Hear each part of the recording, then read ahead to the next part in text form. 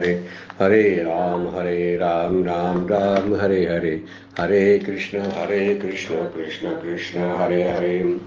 ब्रह्मानंदं परमसुखदं केवलं ज्ञानमूर्तिं द्वन्द्वातीतं गगनसदृशं तत्त्वमस्यादिलक्ष्यम् एकं नित्यं विमलं अचलं सर्वदि साक्षिभूतं भावातीतं त्रिगुणरहितं सद्गुरुं तं नमामि। नमामि सद्गुरु शान्तं सच्चिदानन्दविग्रहं पूर्णब्रह्मपरानन्दैशम् आनन्दीवल्लभं सद्गुरु सच्चिदानन्दं केवलं करुणाकरं ज्ञानयोगीश्वरं वन्दे ज्ञानदेवापनं पुनः।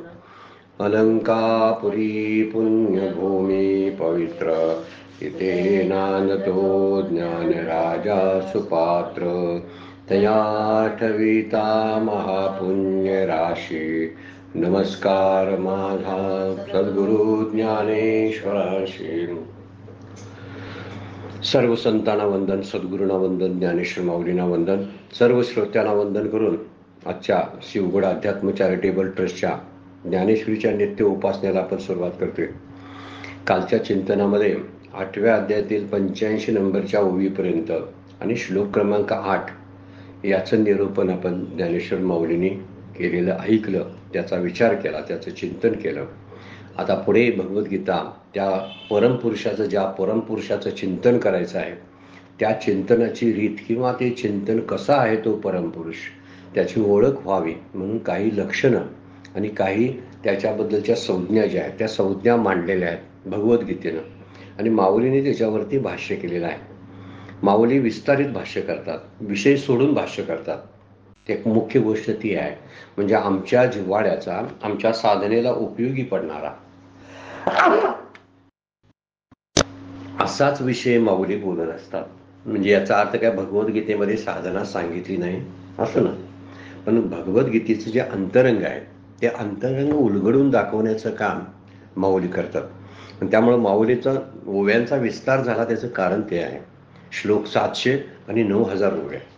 हा विस्तार कशासाठी झाला असेल म्हणजे प्रेमानं आई जशी छोटे छोटे बारीक बारीक घास करून बाळाला भरवते तसं आहे, भगवंताने तसं केलेलं नाही। मोठाच्या मोठा घास अर्जुनाला दिले, कारण अर्जुनाचा मुख सुद्धा मोठं होतं, म्हणजे त्याची स्वीकारण्याची कपॅसिटी मोठी होती, पण आमची कपॅसिटी अर्जुनासारखी नाही। आणि म्हणूनच छोटे छोटे घास करून माऊलींनी ओव्यांच्या स्वरूपात आपल्याला चारवण्याचा प्रयत्न केलेला आहे। इथं आता पुराण पुरुषाचं वर्णन अगोदर झालेलं आहे, ज्या दिव्य पुरुषाचं परमपुरुष दिव्यम याती पार्था अनुचिंतयन, त्या दिव्य पुरुषाचं चिंतन करत करत देह सोडायचा आहे तुला। आणि देह सोडण्याबद्दलच्या मृत्यूच्या काळातली सगळी प्रक्रिया, मृत्यू संदर्भातल्या सगळ्या गोष्टी 8व्या अध्यायामध्ये मांडलेल्या आहेत। मग ह्या गोष्टी आपण मरणार आहोत म्हणून आपल्याला ठाऊक असणं गरजेचं आहे। आपण मरणारच नसतो तर शास्त्र वाचायची काही गरज नव्हती, किंवा आपण जन्माला येणार नसतो तर शास्त्राला काय अर्थच राहत नाही। शास्त्राचा अभ्यास साधना म्हणून यासाठी करायचं की माझं जन्म मरण म्हणून चुकवायचं आहे। संतांना शरण जायचं, नामाचा अभ्यास का करायचा, त्यांच्यासाठी कुणासाठी नाही, तर माझं जन्म मरण चुकावं, किंवा पुन्हा जरी जन्माला आलो तरी माझ्या आयुष्यामध्ये मला भगवंताच्या नामस्मरणातच माझं आयुष्य जावं, असा तरी जन्म प्राप्त व्हावा, यासाठी आपण साधना करत असतो। त्यामुळं इथं वर्णन करताना त्या परमपुरुष जो वापरलेला शब्द दिव्य आहे, तो त्या दिव्य पुरुषाचं नुसता शब्द दाखवून काय उपयोग नाही, तर त्याचं वर्णन भगवद्गीता करते। आणि ते 9व्या नंबरच्या श्लोकामध्ये आहे। थोडासा कठीण म्हणायला श्लोक आहे, कारण मोठा एकत्र तो सूत्र एकत्र तयार केलेलं असल्यामुळं त्याला सुटून जरासं वेगळं करून जरा वाचलं आपण तर आपल्याला अर्थ कळायला लागतो। कवी पुराणम अनुशासितारम अनुअनियासम अनुस्मरेत सर्वस्य धातारम अचिंत्य रूपम आदित्यवर्णम तमसा परस्तार। वेगवेगळ्या शब्दानं वाचलं। बऱ्याच जणांच्या भगवद्गीता वाचण्याचे प्रकार जे आहेत किंवा संताद येतात वेगवेगळे प्रकार आहेत। काही जण सलग वाचतात आणि काही जण त्याचे तुकडे भाग करून वाचत असतात। दोन्ही मान्य आहे, असं वाचन दोन्हीही मान्य आहेत, फक्त त्या शब्दांचा अपभ्रंश होता कामा नये एवढी दखल घ्यावी लागते।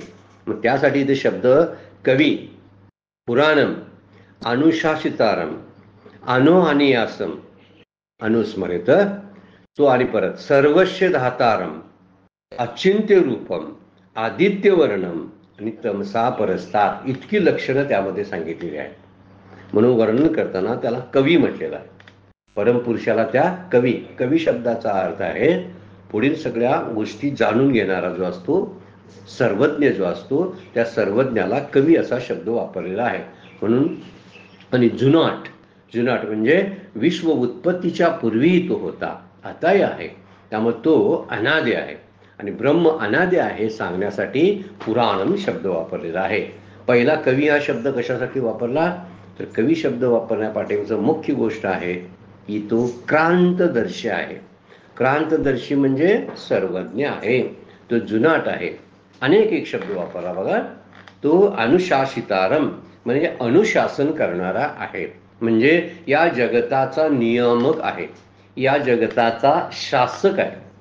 म्हणजे जो सत्ताधीश ज्याला आपण म्हणतो तो सत्ताधीश तो आहे, या जगताचा सत्ताधीश. म्हणून अनुशासितारम, अनु अनियासम, पुढचा एक शब्द वापरला बघा, अनु अनियासम म्हणजे अनुपेक्षाही अनु, अनुपेक्षाही सूक्ष्म, सूक्ष्मातम सूक्ष्माहून सूक्ष्म, एवढं सांगण्यासाठी श्रुतीने सुद्धा वर्णन केलेलं आहे तो कसा आहे म्हणून.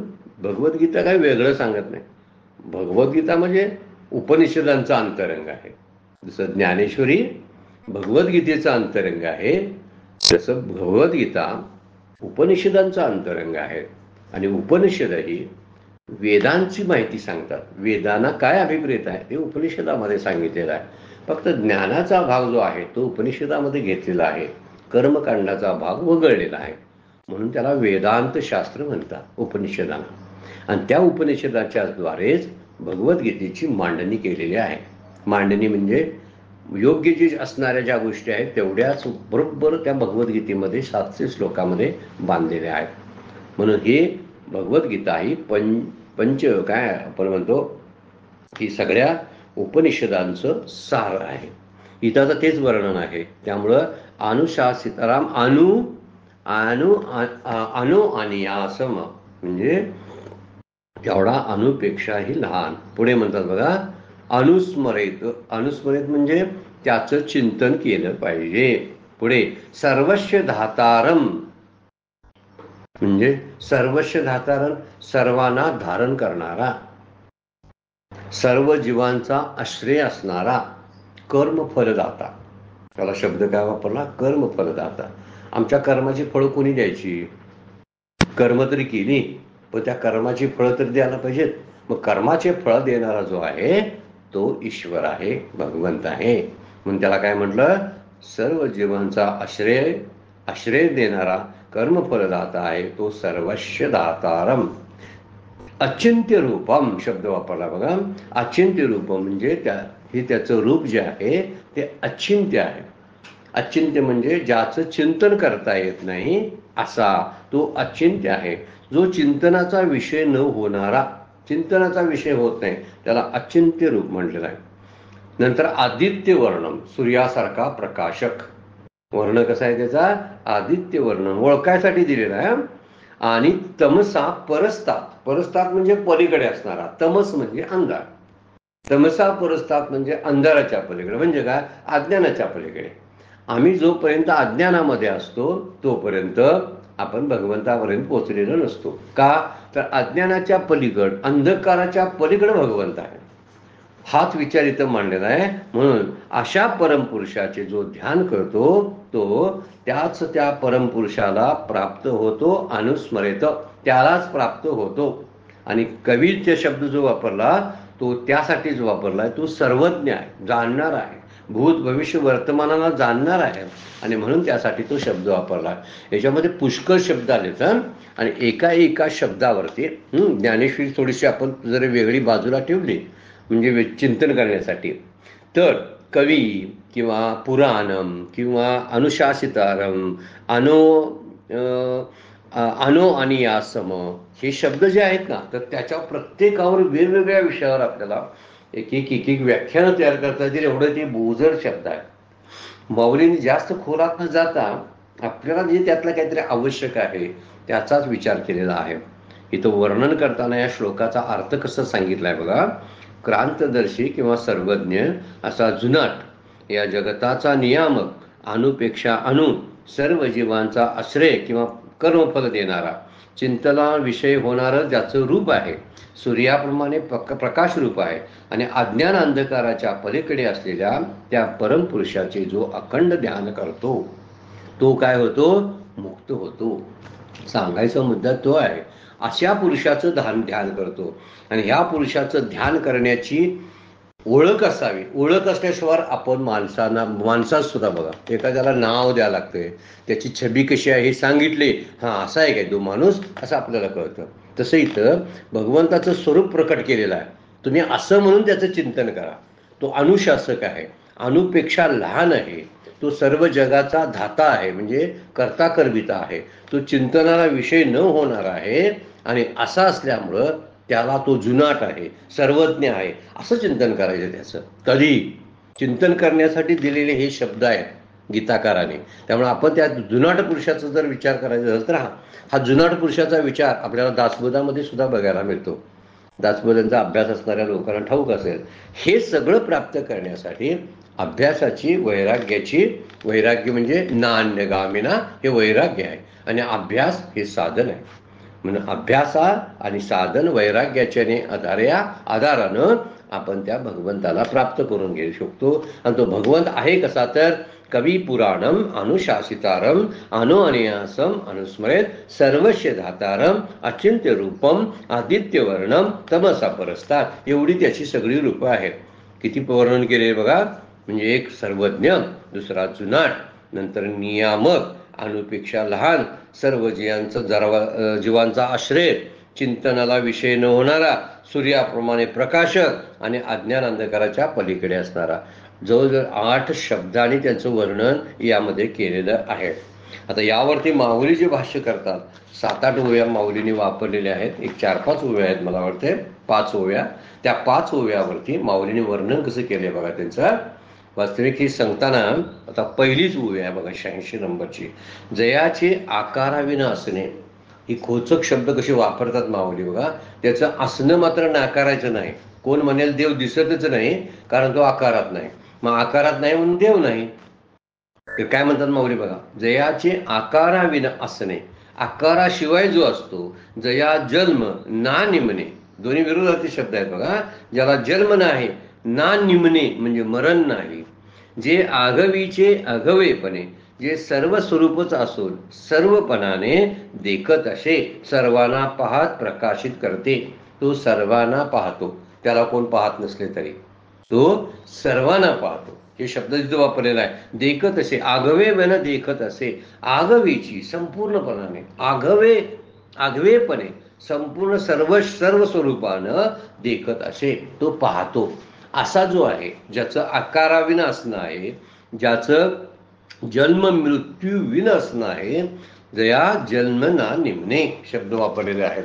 याच्यामध्ये वर्णन करताना माऊलींनी तो कसा आहे तर सर्वज्ञ आहे, कवी आहे हे सांगताना त्याचा विचार इथे केला.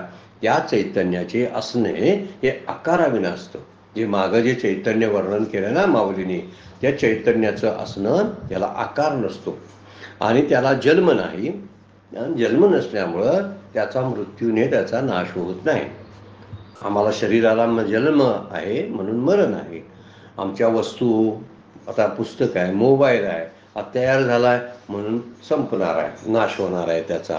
तसं या चैतन्याचा कधीच नाश होत नाही, कारण जन्मने त्याला नाही. जन्मने हा विकार नाही म्हणून मरणे हा सुद्धा विकार नाही आहे. म्हणजे त्यासाठीच वर्णन केले. आत्मी आकाराविना असणे, त्याला मात्र कसं आहे, सतरूपानं ते मात्र असतं.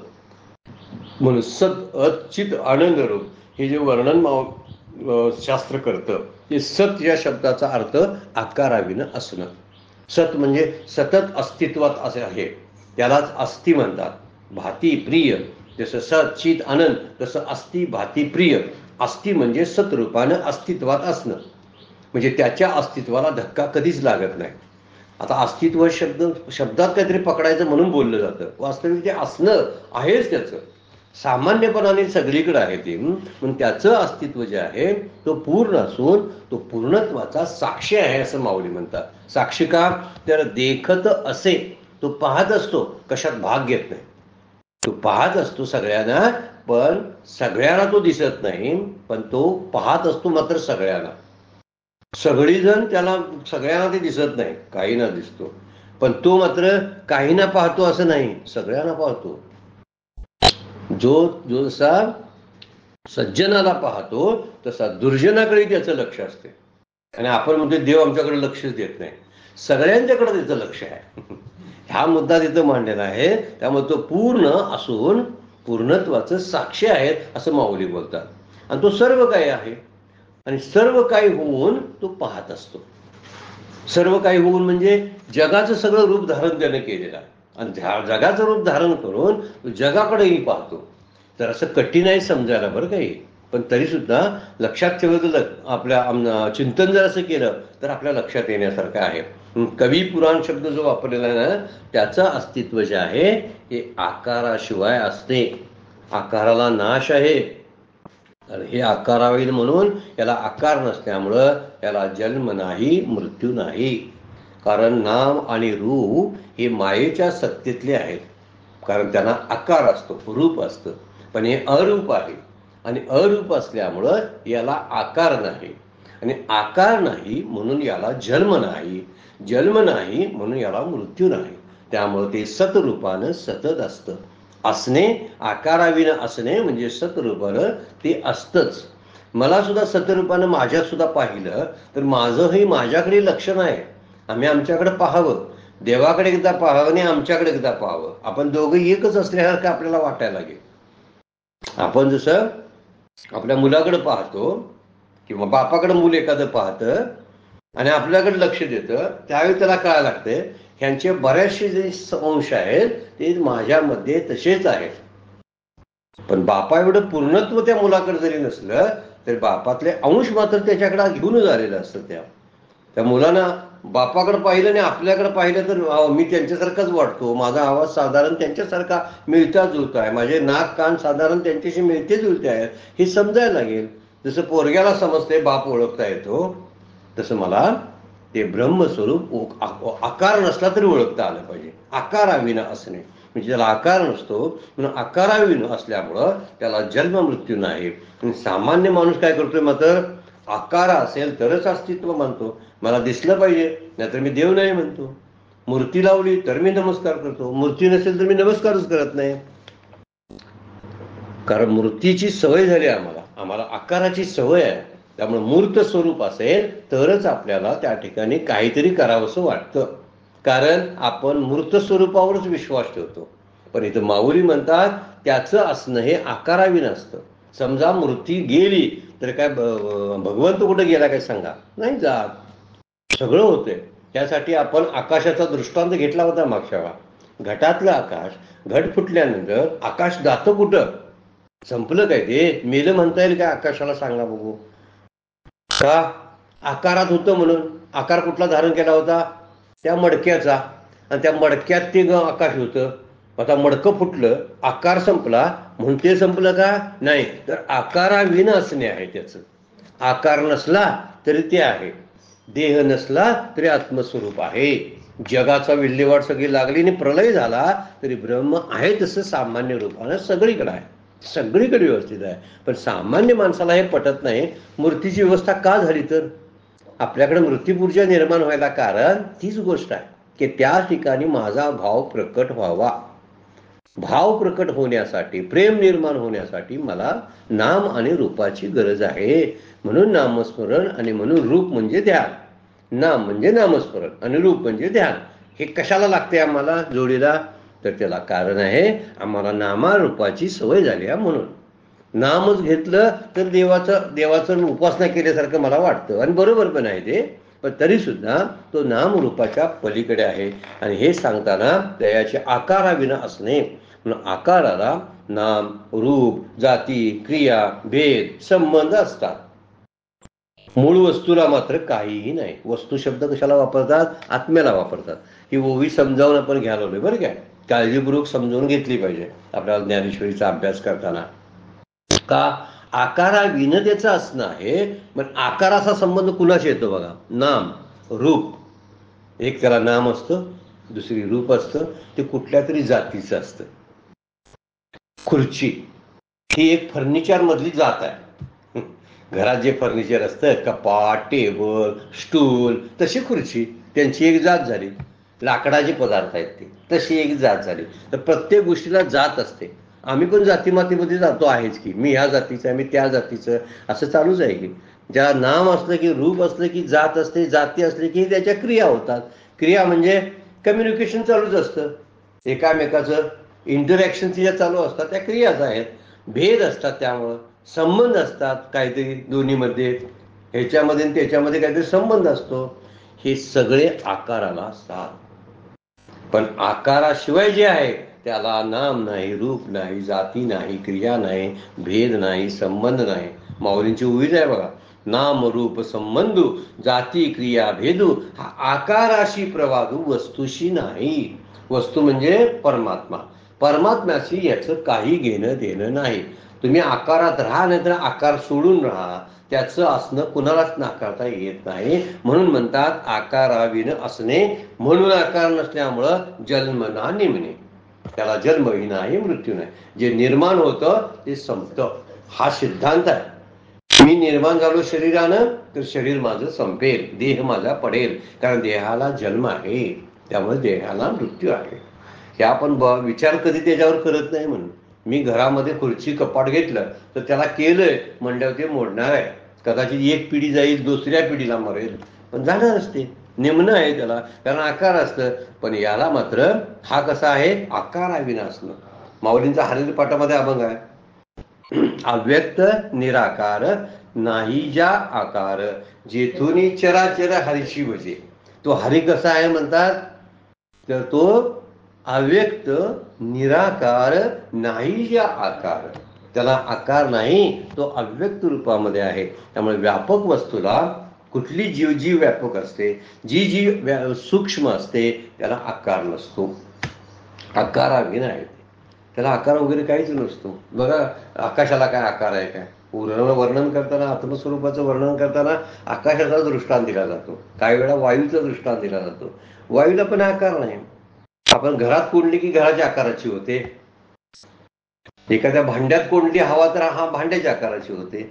माझ्या शरीरात ती प्राण म्हणून राहते, दुसऱ्या बाहेर सृष्टीमध्ये वारा म्हणून राहते. त्याची हे बदलतात. परंतु त्याला स्वतःला, वायूला काय आकार नाही आहे. आकाश जे आहे, आकाश म्हणजे पोकळी. पोकळीला कसला आकार आहे? पण ते नाही काय? नसेल तर मी हल्लो असतो काय हात माझा? मी थडकला असतो माझा हात पोकळीने. आणि माझा बोललेला आवाज दुसऱ्यापर्यंत गेलाच नसता पोकळी नसती तर. पोकळी आहे म्हणून आवाज जातो. पोकळी आहे आपण म्हणून आपला श्वास चालतो, क्रिया चालतात, प्राण चालतो. आत भरलेलं गच्च असतं आणि रिकामं नसतं पोटामध्ये, आपल्या शरीरामध्ये. जर आपलं हल्लं असतं काय आतलं मध्ये, हलतंय त्यावेळी समजायचं निम्म आहे, अर्धा आहे, ते म्हणजे पोकळी आहे त्यामध्ये. म्हणून काल आपण उदाहरण घेतलं होतं, तोंडात जर पाणी भरून ठेवलं तोंड हलवता येत नाही. का? गच्च तोंडात पाणी भरल्यावर तोंड अजिबात हलवता येत नाही. त्याचं कारण भरलेलं असतं म्हणून हलत नाही. पोकळी आहे, त्या पोकळीला कुठला आकार असणार? म्हणून माऊली म्हणतात आकाराविना असणे, म्हणजे अव्यक्त आहे, निराकार नाहीच आकार. त्याच त्या हरीला चराचर सगळं भजन त्याचं करतात. म्हणतात काय? नाहीचे आकार जेथून चराचर त्याशी भजे. त्या हरीचं भजन करतात. म्हणून व्यापक वस्तूला कुठल्या प्रकारचा आकार नसतो, कारण आकारवानाला देश परिच्छेद असतो. आपण देश परिच्छेद, वस्तू परिच्छेद आणि काल परिच्छेद पाहिलेले आहेत, अजून येणार आहेत ते पुढे. देश परिच्छेद म्हणजे एखाद्या ठिकाणानं बंदिस्त होणं. एखाद्या ठिकाणावरच असतं ते. त्या ठिकाणी असणारी गोष्ट दुसऱ्या ठिकाणी नसते, याला देश परिच्छेद म्हणतात. अशा कुठल्या वस्तू आहेत?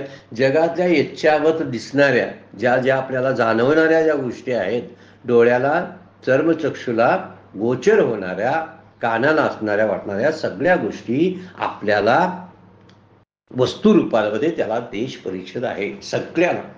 कारण इथं असणारं आमच्या घरातला टीव्ही किंवा कपाट हा दुसऱ्या ठिकाणी मला बघायलाच मिळत नाही, तो तिथंच असतो. कारण त्याला देशाचं बंधन आहे. देश म्हणजे स्थळ, स्थळाचं बंधन आहे. देश म्हटलं की काहीतरी हा देश का ते तो देश असं काहीतरी निघत असतं. काहीतरी आपण विचारसागराचा अभ्यास करायला लागलो, पंचदशीचा अभ्यास करायला लागलो की असं काहीतरी शब्द बाहेर पडतात. म्हणून काही पारिभाषिक शब्दाची आपल्याला माहिती असायला लागते. नाहीतर ज्ञानेश्वरी समजत नाही, तुकोबांची गाथा समजत नाही. यासाठी थोडं थोडं, अगदी खोलात राहू दे, थोडं थोडं तर तेवढं जरी समजलं तर लक्षात येतं की त्याला आकारवानाला देश परिचित नाही. आणि वस्तू हा टेबल आहे तर ती खुर्ची होऊ शकत नाही. टेबल तो टेबल आणि खुर्ची ती खुर्ची, त्याला वस्तूचा परिच्छेद आहे. वस्तू म्हणून ते मर्यादित आहे, तेवढंच आहे ते. आणि काळ म्हणजे ते काळानं बांधलेलं आहे. आत्ता आहे तर उद्या नसेल. मी जन्मल्यापूर्वी नव्हतो, आत्ता आहे आणि माझ्या मृत्यूनंतर नाही. मग मला काळ परिचित आहे की नाही?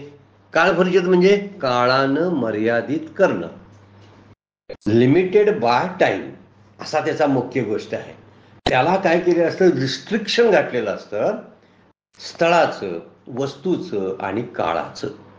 तसं काळ आणि वस्तू परिच्छेद या आकाराशी असतो. आकार जिथं नाही त्याला देश परिच्छेद नाही. आकाश इथं पण आहे, अमेरिकेमध्ये सुद्धा आहे. आता फोन करून विचारायचं तुमच्याकडे आकाश आहे का नाही हो? कारण चुकून माझ्याकडे दिसते म्हणजे तिथं नसेल कदाचित. ब्रह्मस्वरूपाचा दृष्टांत द्यायसाठी आकाशाचा दृष्टांत बरोबर पडतो. नभासारखे रूप त्याचे असं समर्थ म्हणतात. का? आकाशासारखा तो आहे म्हणून. आता आकाशासारखा म्हणजे काय? आकाश इथं पण आहे, तिथं पण आहे, काही बदल नाही. ही गोष्ट फार महत्वाची, म्हणून त्याला परिच्छेद नाही. त्यामुळं आत्मवस्तू जी आहे ना, त्याची सत्ता जी आहे ती अबाधित सत्ता असते, अबाधित अस्तित्व असतं. आत्मस्वरूपाची सत्ता जी आहे अबाधित, बाधित न होणारी, अपरिच्छिन्न म्हणजे देश काल वस्तून परिच्छिन्न न होणारी. अबाधित म्हणजे त्रिकाळ बाधित, काळानं बाधित न होणारे. तिन्ही काळामध्ये आहे. देव काळी होता, आजही आहे, उद्या पण असणार आहे. तो कुठं जाईल सांगा बघू? सगळीकडे आहे तो, सगळीकडे भरलेला आहे. भरला घनदाट हरी दिसे. त्यामुळे आत्मवस्तूची अबाधित सत्ता आहे आणि ते मायेमुळे दिसतं काय? आकाराला आल्यासारखं वाटतं. माया आणि 3 गुण जे आहे, अशी जी अष्टधा प्रकृती आहे, आपण 7व्या अध्यायामध्ये पाहिली, ज्याला आपण अपरा प्रकृती म्हणतो. ती अपरा प्रकृती मायेची आहे आणि त्या अपरा प्रकृतीला आकार आहे. पण माझं जीव स्वरूप कसं आहे सांगा? त्याला कुठं आकार आहे सांगा? मन, बुद्धी, चित्त हे जीव स्वरूपातले जे काही घटक आहेत ना, त्याला आकार आहे काय? बघा, नाही. म्हणूनच ते त्यालाच वापरा म्हणतात साधनेमध्ये, कारण ते त्याच्यासारखं आहे म्हणून. मन देवासारखं आहे तरल, बुद्धी देवाच्या जवळच राहते तरल, असा हा सगळ्यांनी युक्त झालेला हा जीवपणा जो आहे, हा जीवपणा ब्रह्मस्वरूपाशी मिळता जुळता आहे. म्हणूनच जीव ब्रह्मेव नापरा असं म्हटलं जातं. मायेमुळे हा आकार दिसतो. म्हणून आकाराला अस्तित्व लागतं, अस्तित्व असतं बरं काय. तो आहे म्हणून ते दिसतं. बघा, माझे डोळे आहेत म्हणून मला ती खुर्ची आहे ही कळते. म्हणजे खुर्चीला स्वतःचं अस्तित्व आहे का सांगा? मला समजा डोळे नसते तर खुर्चीचं अस्तित्व मला कळलं असतं काय? नाही. याचा अर्थ अस्तित्वाला अधिष्ठान आहे. किंवा दुसरी गोष्ट, आकाराला अस्तित्व लागतं. अस्तित्वाशिवाय जरा समजून घ्यायला लागतं, जरा किचकट आहे. सहजासहजी गंमत गोष्ट काय याच्यात मनोरंजक अशी काही नाही.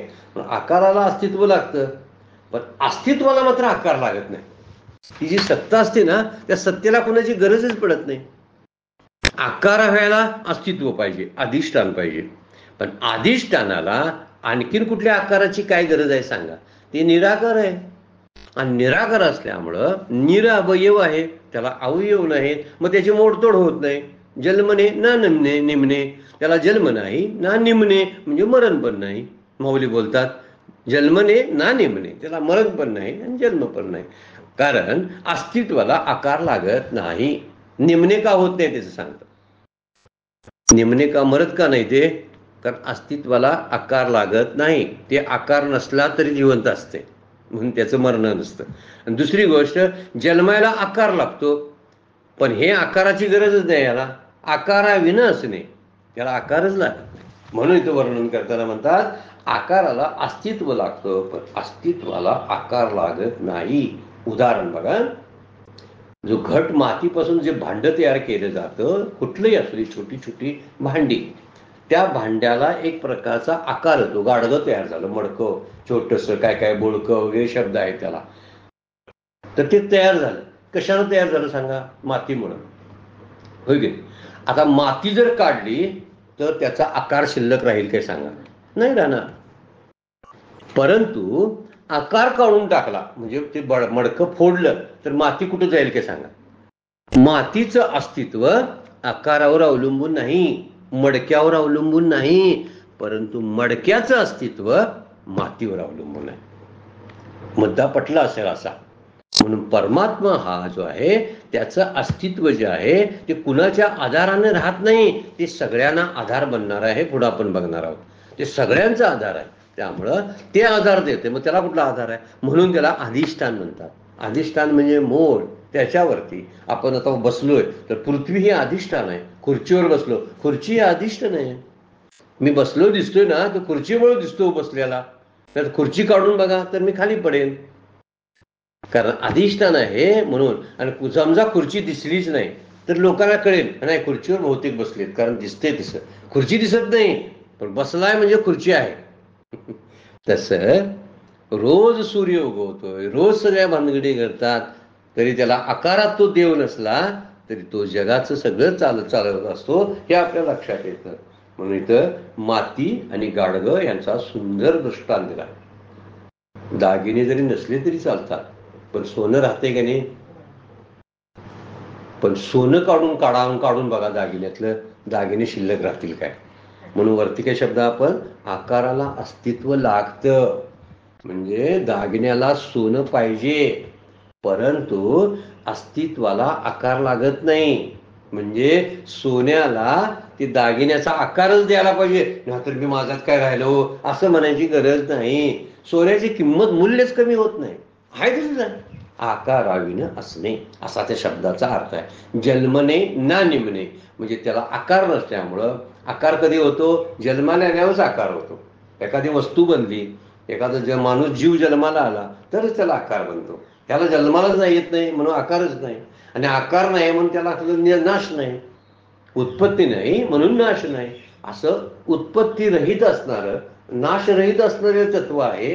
त्यामुळं तो फार पूर्वीचा आहे. मग तो कसा असणार आहे? अगोदरचाच आहे. अगोदरचा आहे म्हणून पुढं सृष्टी घडली. म्हणून विश्व निर्मितीपूर्वी तो आहे, म्हणून विश्व नाशानंतरही तो असतो. म्हणून विश्व बिघडलं, विश्वाचा नाश झाला, जग सगळं बुडालं तरी देव बुडत नाही. कारण बुडवणारा आणि बाहेर काढणारा तो आहे. म्हणजे तो बाजूला असायला पाहिजे ना, साक्षी भावानं. म्हणून म्हणलेला आहे, तो देखत आगवेची आगवेपणे देखत असे. तो सर्व स्वरूपासून सर्वपणाने सर्वांना पाहत असतो, म्हणजे सर्वांना प्रकाशित करत असतो. हा माणूस आला बघा, त्याला प्रकाशित केलं कुणी केलं प्रकाशित? समोर मला झाड दिसलं, त्या झाडाला प्रकाशित केलं म्हणून मला दिसलं ते. मग प्रकाशित करणारं तत्व त्याच्यामध्ये आहे म्हणून ते मला दिसतं, नाहीतर दिसलंच नसतं. आपण म्हणतो डोळ्यानं मला दिसतं, पण एखादी गोष्ट प्रकाशित झाली नाही तर डोळ्यानं दिसत नाही. बरेच वेळा डोळे उघडे असताना सुद्धा दिसत नाही, त्याचा अर्थ तो होतो. त्यामुळे विश्व निर्मितीपूर्वी ते होतं. त्याला जुनाट जो शब्द वापरलाय ना, तो त्यासाठी वापरलेला आहे. पुराण शब्द वापरला, तो विश्व निर्मितीपूर्वी आहे. जर विश्व निर्मितीपूर्वी होता तर विश्वाशी याचं देणं घेणं नाही. विश्व निर्माण झालंय मग देव निर्माण झाला आहे, नाही. विश्व नव्हतं त्यावेळीही देव होता. विश्व बुडेल त्यावेळीही देव असणार आहे. लक्षात ठेवण्यासारखी गोष्ट आहे. त्यामुळे सर्वांचं कारण तो आहे. छांदोग्यामधली स्तुती काय आपल्याला सांगते बघा, सदैव सौम्यम इदम अग्रिम असित. असित शब्द वापरलेला, आणि अग्रम असित शब्द. अग्रम म्हणजे अगोदरचा आहे तो, असित म्हणजे सतरूपानं, असित एकमेव अद्वितीय, तो एकटाच अद्वितीय आहे ब्रह्म, असं वर्णन त्या ब्रह्माचं केलंय. म्हणजे विश्व निर्मितीपूर्वी सतस्वरूप अद्वितीय अद्वितीय अखंड ब्रह्मच होतं, एवढंच सांगायचं आहे श्रुतीला. म्हणून विश्वाच्या पूर्वी होतं, त्यामुळे विश्वाच्या नाशामुळं त्याचा नाश पावत नाही. त्यामुळे विश्वाच्या पूर्वी होतं, त्यामुळे विश्वामुळं त्याचा जन्म झालेला नाही. म्हणून जन्म ना मरणे, जन्म ना निमणे, विश्व निर्मितीपूर्वी पूर्वस्थिती आणि विश्व नाशानंतरच्या स्थिती तो जाणतो म्हणून तो कवी आहे. कवी शब्द जो वापरला ना, तो जाणतोय म्हणून वर्णन करतात बघा. तो जाणतो कसा, कवी म्हणतात, जे न देखे रवी तो देखे कवी, अशी एक ओळ आहे बाबा. कुठल्या कवीची आहे माहिती नाही मला ती, पण कोणतरी तयार केलेला आहे. जे न देखे रवी ते देखे कवी. जे सूर्याला दिसत नाही ते कवीला कळतं, आहे की नाही. कवींच्या काव्य वाचून बघा, कुठल्याही कवीचं, तर त्या कवीनं सृष्टीची कोडी उलगडून दाखवली तर आपल्या काव्यातून. ज्ञानेश्वरी पण काव्य आहे, तुकोबांची गाथा काव्य आहे, भगवद्गीता काव्य आहे, गे आहे म्हणूनच गीता आहे. गाता येतंय म्हणून तिला गीता म्हणतात. गात म्हणतात. बरीच जण श्लोक कसे म्हणतात बघा, फार सुंदर आवाजात म्हणत असतात, कारण त्याला गेयत आहे, ते गाता येतं म्हणून ती गीता आहे. ही ज्ञानेश्वरी पण तशीच आहे, गेय आहे, गाता येते ती. म्हणून इथं वर्णन करताना म्हटलं, जे न देखे रवी ते देखे कवी. हा कवी जो क्रांतदर्शी आहे, देव भगवंत, तो सगळं पाहतो आणि तो साक्षी रूपाने सगळं पाहतो. आहे या परिस्थितीचे भावी काळामध्ये काय परिणाम होतील याचं दर्शन त्याला अगोदर झालेलं असतं. म्हणजे तो कसा असतो, क्रांतदर्शी असतो, त्याला दूरवरचा वेध घेता येतो, म्हणून त्याला कवी किंवा क्रांतदर्शी म्हणतात, द्रष्टा पुरुष म्हणतात. हा भगवंत तसा आहे, म्हणून हा सगळ्यात पहिला आहे. ह्याच्या अगोदरचं कोण आहे सांगा, कोणच नाही, म्हणून तो अनादी आहे. आणि त्याच्यानंतर असं म्हणता येत नाही, कारण तो सर्वात पहिला आहे, म्हणून त्याला पुराणम शब्द वापरला बघा. कवी पुराणम म्हणजे सगळ्यात जुना. सगळ्या म्हणजे कधी, सगळ्या कशाच्या जुना, कशाच्या पेक्षा जुना. काहीच सांगता येत नाही. कलियुगाच्या अगोदर काय नाही, त्याच्या अगोदर, त्रेता अगोदर नाही, त्याच्या अगोदर, मग सगळ्या युगांच्या नाही, त्याच्या पण अगोदर. म्हणजे ते आहे म्हणून सगळं आपल्याला जाणवतोय, तो कायमच असतो. हे संपलं सगळं, मोडलं सगळं तरी सुद्धा. उदाहरणार्थ बघा, हे झाड मोडून सगळा तुकडा केलेत, त्याचं बीज कुठं जाईल सांगा बघू. कुठं तरी ते पडलेलं असतं आणि वाऱ्याने तर ते बीज नष्टच होत नाही. बीज मोडे झाड होय, झाड मोडे बीजी समाय, ऐशेनी कल्पकोटी जाय तरी जाती न नशे. जात नष्ट होत नाही, कारण ते अस्तित्व आहे, त्याला आकार नाही. आकार असता तर गेला असतं. म्हणून ज्याचा जुनेपणा जो आहे तो कधीच जात नाही. म्हणजे ज्याचा जुन्याचा नवेपणा हा कधीच जात नाही, अशा जुन्याचा नवेपणा कधीच जात नाही. तैसे नित्य नूतन नवे गीता तत्व माऊली वर्णन करतात. गीता तत्व कसं आहे, रोज नवं आहे. किती जुनं, फार जुनं, पण रोज मात्र नवं. आपलं असं असते काय, रोज आपण जुनं व्हायला लागलो. काल आपण जे होतो ते आज नाही. 10 वर्षापूर्वीचा फोटो पाहून बघा आणि आत्ताचा फोटो बघा, आपण जुनं झालोय कळेल. म्हणून आम्ही म्हणतोय जुनं आहे आम्ही, मग म्हातारा आहे आमचा, ऐका, आपणच कबूल करतोय. वास्तविक म्हातारा शब्द तो देहाला म्हणत असतोय. मी कसा म्हातारा होईल सांगा बघू. हा, ज्यानं बालपण अनुभवलंय तो म्हातारा होईल का सांगा. म्हातारपणानं बालपण कधी पाहिले सांगा, नाही पाहिलं. पण म्हातारपण ज्यानं पाहिलं त्यानं बालपण पाहिलंय, त्यानं तारुण्य पण पाहिलं. मी बालपणात इथे खेळत होतो, कोण बोलतोय सांगा.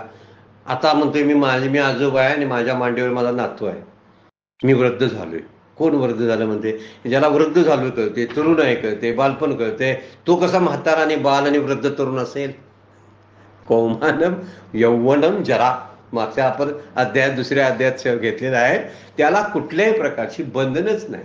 देहात आलं की बंधन पडतं, परिच्छिन्नता येते. हे आकाराविना असणं आहे, त्याचं अस्तित्व कुणालाच नाकारता येत नाही आणि हे कधीच जुनं होत नाही म्हणतात. म्हणून त्याचं असणं नसण्यात कधी बदलत नाही, त्याचं असणं नसण्यात बदलत नाही. कारण वर्णन आपण आहे, नासतो विद्यतो भाव, ना भाव विद्यते सता वर्णन केलंय भगवद्गीतेनं. त्याचा जे नाही त्याचा भाव रूपाने ते कधी दिसणारच नाही, आणि जे आहे ते अभाव रूपात कधीच जाणार नाही, त्याचा अभाव कधीच नसणार नाही. कसं ना भाव न अभाव विद्यते सता, सतचा कधीच अभाव होत नाही, आकाराविनाश नाही. म्हणून भगवान सतत आपल्या बरोबर असतात, अंधारात सुद्धा असतात का नाही. मी मला दिसत नाही, कारण मी आहे सत.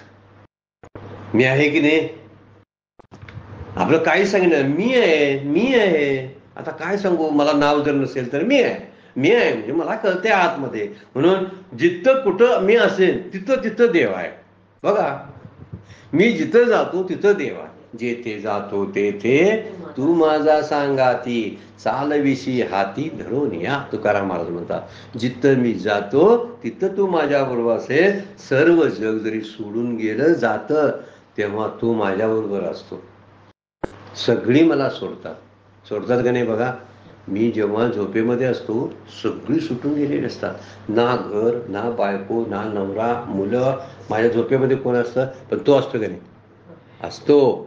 म्हणून मला गाढ झोप लागली होती म्हणून कळते, नाही तर कळलीच नसती. मला उठवलं नाही सका म्हणतोय, मग गाढ झोपेत होतो जाणणारा कोण आहे, तो असतो. परंतु सगळी सोडून जातील, शब्द फार महत्वाचा आहे. मला सगळी सोडून जातील, या हात तुटून जाईल, डोळे निघून जातील, मी आहेच. माझा पाय तुटला, माझं हृदय बदललं काढलं, माझे डोळे 2 काढून टाकले, कान निघून गेले, मी आहेच. आता मला जाळला तरी मी आहे. कुठं जाईन बघा, सांगा बघू. आकारा विनाशने जयाशी जन्मना निमणे, जे आगवीची आगवेपणे देखच असे. त्यामुळे सर्व सर्व जग मला हाकलून देईल, पण तो मात्र आसरा देतो. कधी हाकलून काढतोय का बघा, नाही. ते तसं आहे बघा. इतरांच्या घरात आपण कुठं जर गेलो हाकलून देतील, आणि आपल्याच घरात बसलो तर कोण हाकलून आपल्याला देईल, कोणच देणार नाही. तसं आहे ते तत्व. कळत असेल आपल्याला, हे जरासं मला पूर्णपणे दृष्टांताने सांगता येईना झालंय, पण आपल्याला ते जाणीव येईल. तो कसा आहे, तो देत नाही हाकलून, तो माझ्याजवळ सतत असतो. तो गेला तर माझंच अस्तित्व संपलं, मी संपलो, कारण त्याच्या अस्तित्वावर माझं अस्तित्व अवलंबून आहे. जो आत्मा आहे म्हणून शरीर आहे, शरीर आहे म्हणून आत्मा नाही. मगाशी आपण म्हटलं, गाडगा आहे म्हणून माती नाही, माती आहे म्हणून गाडगा आहे. आत्मस्वरूप आहे म्हणून माझं शरीर आहे. मी म्हणतोय मी आहे म्हणून ते आत सगळं शरीर आत्मस्वरूप आहे, नाही. तर देव आहे म्हणून सृष्टी आहे, हे लक्षात आलं पाहिजे. त्यामुळे नाम रूप जगातील सर्व वस्तूला आकार आहे, ती नष्ट होणार आहेत, बदलणारे आहेत, पण आत्मवस्तूला मात्र आकार नाही. त्याला उत्पत्ती मरण वगैरे काय नाही, त्याचं कोणी छेद करता येत नाही. नैनम छिंदती शस्त्राने नैनम दहती पावका. म्हणजे मायेमुळे आकाराचा भास होतो. आकाराचा नाश आत्मवस्तूत नाही, ते जन्मत नाही मरत नाही, त्याला कोणी निर्माण केलेलं नसतं. न जायते म्रियते न कदाचिन्नाय भूत्वा भविता वा न पूया आजो नित्यम शाश्वतो अयम पुराणो न हन्यते हन्यमाने शरीरे. काय सुंदर श्लोक वापरलेला आहे भगवद्गीतेनं, अत्यंत. मारत नाही आणि मारत नाही. बघा, न हन्यते, ते जातच नाही कुठं. हन्यमाने शरीरे शब्द वापरलेला आहे. अधिष्ठानाशिवाय हा आकार, मात्र कुठलाही आकार असेल, आकार अधिष्ठानाशिवाय टिकत नाही. जे अलंकार असतील तर त्याला सुवर्णाचा आहे. पाणी तरंग आहे तर त्याला पाणी लागतं, पाण्याशिवाय तरंग टिकतील काय, नाही टिकणार. आपल्याला तरंग दिसतात हो, पाणी दिसत नाही. आपल्याला दागिने दिसतात, सोनं दिसत नाही. मी सोनं केलंय का, मी सोनं केलंय असं काय म्हणतोय कोण, काय बघा. माझ्या गळ्यातलं सोनं जरा बघा, सोनं नव्हे, माझ्या गळ्यातलं चित्ताक बघा म्हणतात ते, माझ्या गळ्यातलं गंटन बघा म्हणतात ते, माझ्या हातातली अंगठी बघा म्हणतात. अरे अंगठी नव्हे, ती सोनं आहे. का नाम त्याला दिलं, त्याला नामच नाही. त्यामुळे इथं वर्णन करताना मृगजळाला सूर्याचा आधार, सूर्याच्या आधाराशिवाय मृगजळ टिकत नाही. शिंपी दिसते, चांदीचा आधार असतो, म्हणून शिंपीचं आपल्याला अनुभव यायला लागतो. त्या सगळ्या गोष्टीचा विचार केला की दुसऱ्याच्या अस्तित्वावर दिसतं ना ते सगळं मिथ्या असतं, म्हणून हे सगळं मिथ्या आहे. म्हणून इथं वर्णन करतात माऊली, जयाचे आकाराविनासने जया जन्म ना नेमणे, जे आघवेची आघवपणे देखत. असे फार स्लो आपलं जायला लागलोय, काहीतरी सांगत सांगत आपण थोडं विषयांतर होते, त्यामुळे पुढच्या ओव्या होत नाहीत लवकर, होऊ देत. चला, आजची सेवा सद्गुरूंच्या चरणी, भगवान ज्ञानेश्वरांच्या चरणी अर्पण करून विराम घेऊया. पुंडलिक वरदारी विठ्ठल श्री ज्ञानदेव तुकाराम. विठ्ठल विठ्ठल विठ्ठल विठ्ठल विठ्ठल विठ्ठल विठ्ठल विठ्ठल.